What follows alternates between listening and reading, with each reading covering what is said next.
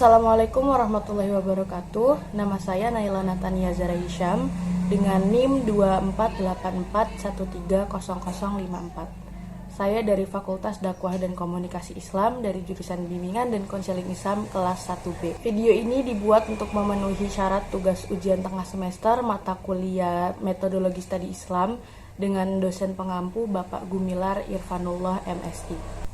Pada video kali ini saya akan menjelaskan 3 argumentasi tentang keberadaan Tuhan. Yang pertama ada argumentasi teleologis, yang kedua ada argumentasi moral, yang ketiga ada argumentasi kosmologis. Langsung saja kita ke argumentasi yang pertama, yaitu argumentasi teleologis. Argumentasi teleologis adalah salah satu argumentasi yang sering digunakan oleh para filsuf untuk mendebat orang atau suatu kelompok yang tidak mempercayai keberadaan Tuhan. Argumentasi teleologis itu adalah argumentasi yang menyatakan bahwa segala sesuatu di alam ini menunjukkan adanya tujuan dan maksud tertentu. Ini juga melibatkan observasi dan keteraturan di alam ini yang berargumen bahwa semua yang ada di alam ini itu tidak mungkin terjadi secara kebetulan. Jadi semuanya, entah itu makhluk hidup, alam semesta, dan lain-lain, itu pasti memiliki penciptanya. Ada yang menciptakan, tidak mungkin muncul secara tiba-tiba atau secara kebetulan. Sebagai contohnya adalah argumen jam tangan yang disampaikan oleh William Paley.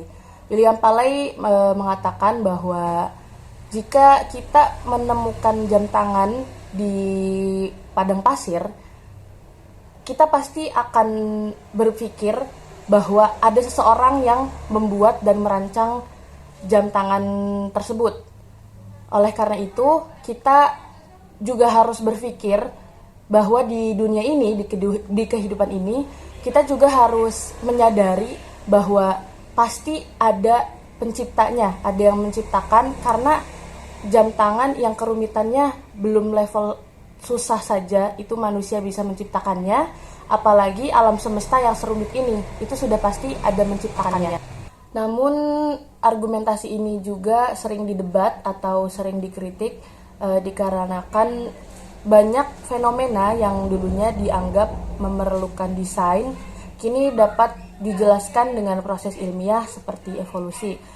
Ada sebuah teori yang mengatakan bahwa kompleksitas bisa muncul dari proses seleksi alam tanpa memerlukan intervensi seorang desainer.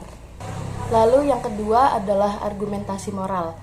Argumentasi moral adalah argumentasi yang universal. Argumentasi ini adalah argumentasi yang memiliki cara berpikir yang digunakan untuk membahas apa yang baik atau buruk dan benar atau salah dalam konteks pemikiran manusia. Sebagai contohnya adalah larangan membunuh, mencuri, ataupun kanibal. Kita semua di seluruh dunia maupun di seluruh agama menyetujui bahwa membunuh manusia adalah hal yang buruk. Dari sudut pandang moral, menghormati hak hidup seseorang adalah dasar dari etika atau moral, sehingga tindakan membunuh itu dianggap tidak dapat dibenarkan. Nah, dari mana munculnya moral serta rasa empati tersebut jika bukan Tuhan yang menciptakannya?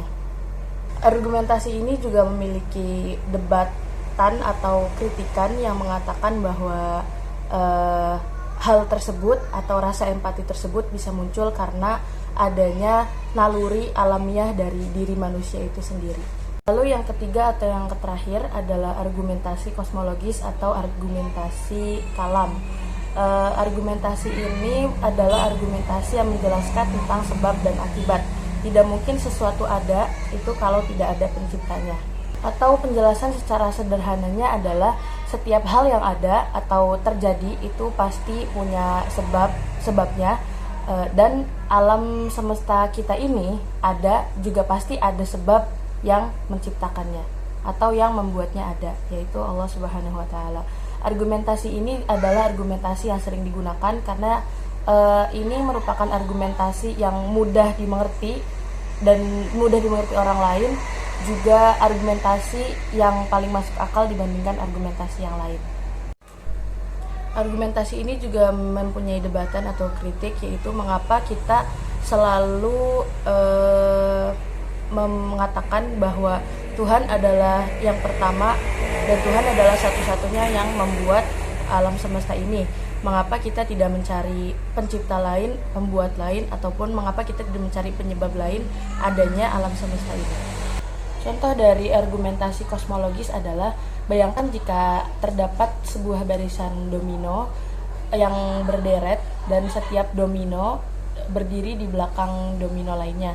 Ketika domino yang pertama jatuh, maka domino yang kedua, ketiga, dan seterusnya akan terjatuh juga, yang mengakibatkan semua domino terjatuh.